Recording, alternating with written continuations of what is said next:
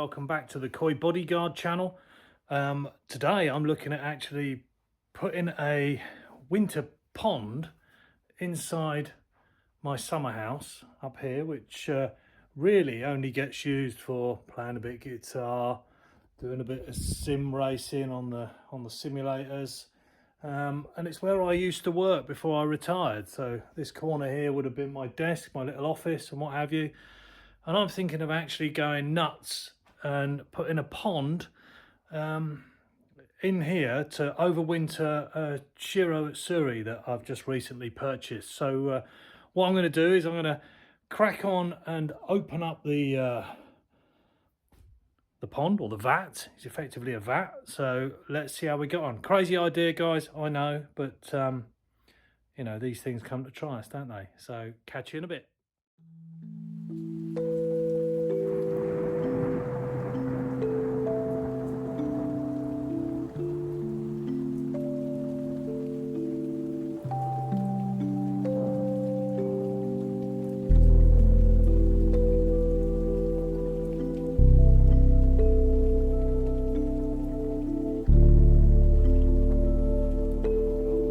That was a little bit harder than I thought it was going to be.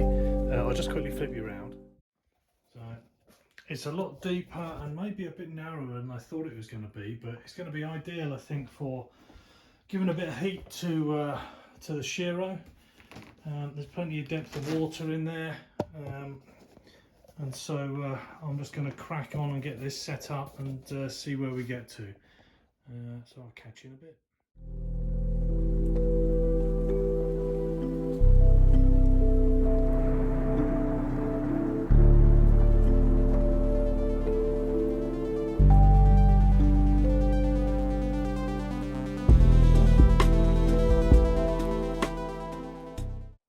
So we've got the vat filling up. Make sure there's no leaks, right? And then what I'm going to look at is the heater system that I propose to use. I'm not really quite sure if this is going to be suitable for this job or not. But let's see what we've got. This is a, what is it? This is a Wave Reef titanium heater. It's 1,000 watt heater. There's two elements to it, and it's got its own little controller. So it's got a digital readout. The temperature calibrates. Yeah, the actual heating elements are titanium, which I said just now. They're fully submersible. Obviously, they've got suction cup mounts. They can heat the water from 20 to 34 degrees. So plug and play, apparently. The only thing I'm concerned about is whether heating elements sat on the canvasy pod is going to be a problem or not. Right, so let's see what we got. There's the heating elements. The controller. And then just have a slurp of me caramel latte. Yeah, look. Don't mention the war. I've mentioned it once, but I think I got away with it. What a class episode. What a class episode.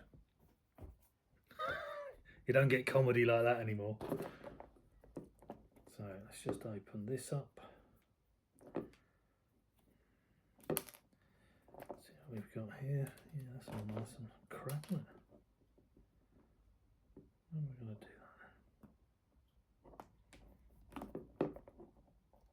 Okay, there we go. And off of there. So this looks like some sort of that must be the temperature sensor there. And the temperature sensor, we've got the plug unit.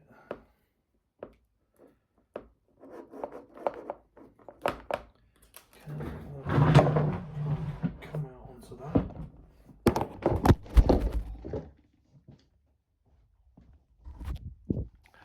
Fail. Fail. Oh, my legs have all gone weird now. So I can't put that back. Some sort of semblance of... there we go. Sorry about that. Throw you on the floor. So now, I assume that these just clip straight onto there. 1, 2. Just wondering though whether there ought to be something that protects. I don't know how hot these get, you see, that's the problem. Just don't know. I think I'll have to put them in there and see what they do. And we're going to have to wait for the water to fill up before I can do that. Let's get it off here and have a look at it anyway.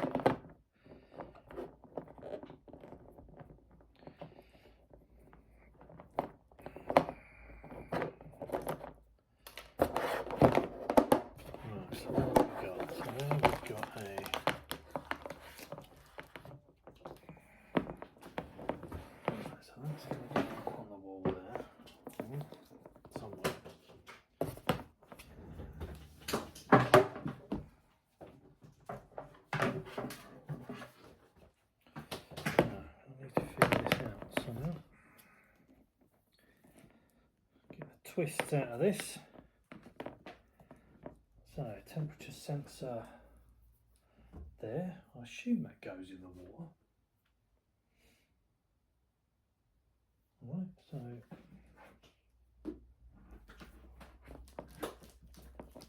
I'll leave this to go down there. So this is going to have to go. Oops. There somewhere, right? Right. Let me get a screwdriver.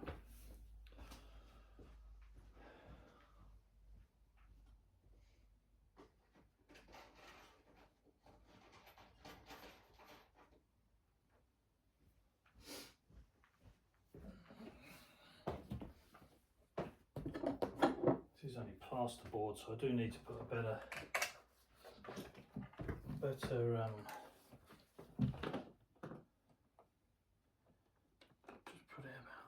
now. I'll get myself a plasterboard plug for the wall. I know there's nothing behind here, so I'll just screw him in there for now. Just for now. So it's there. So then what we do is take that out. Got that sort of fly off, which I think broke it. So I dropped it on the fucking floor. Yep, broke that one.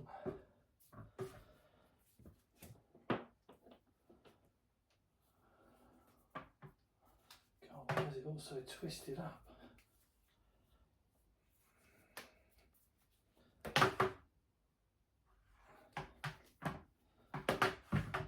Right, so there's one there.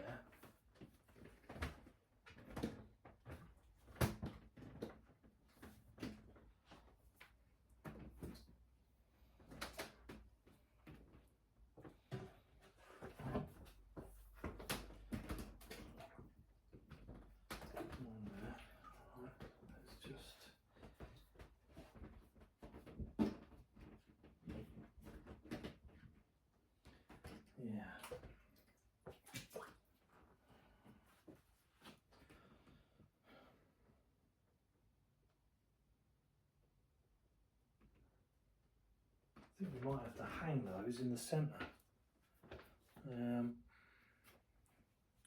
I'll be back in a minute. Okay, so we're filling up. Now what I've done with the heaters, please shout at me and say you stupid idiot, you shouldn't do that.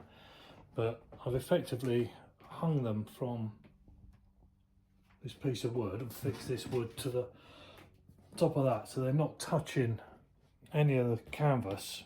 The fish can swim round there.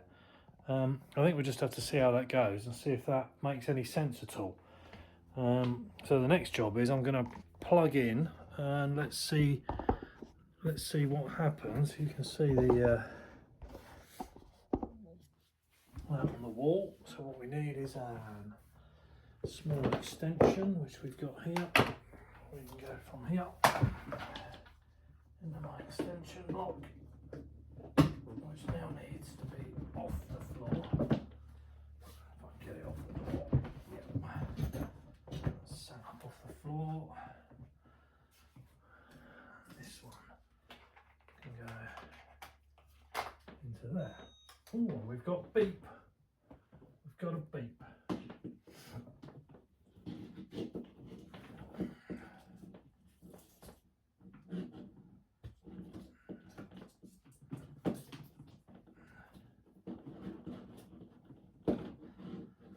That's all off the floor, so I think what we ought to probably do is just turn that off, because we don't want it heating up the air. Right, there's no visible leaks anywhere. The outlet is sealed. That is sealed. So the next job is going to be to get the filter system in here. So I'll bring you back when I've got the filter system. Right, so what we've got now, and this is all a bit crude, but I've got filter, we've got air, we've got the heaters now hanging from that piece of wood, so they're freestanding. Let me flip this round. Yeah, that's easier. So yeah, we've got plenty of air in there. Filter running, and so once that's filled up a bit more, we can introduce the Shiro, and let's see how it gets on. So I'll bring you back when I'm going to put the fish in. See you in a minute.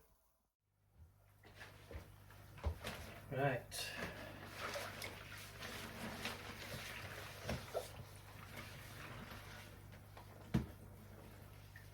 Come, big guy.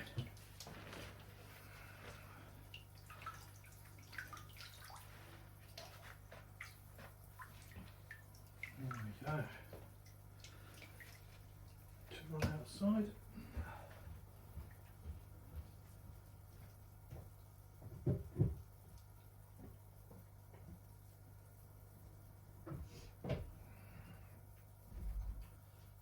So that's the fish in its new home.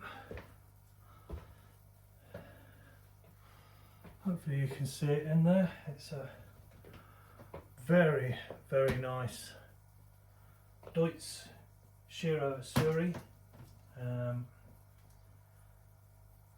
think this fish could be really, really good actually. The pattern on it is already very good. It's a very chilled out fish. Doesn't mind you touching it. It's about 43 cm. It's from a Japanese bloodline. I'll have to get the details of that from the guy that I picked it up from. But what a fish. It looks amazing. It looks absolutely amazing. So hopefully now we can give this fish some heat and keep it growing over the winter.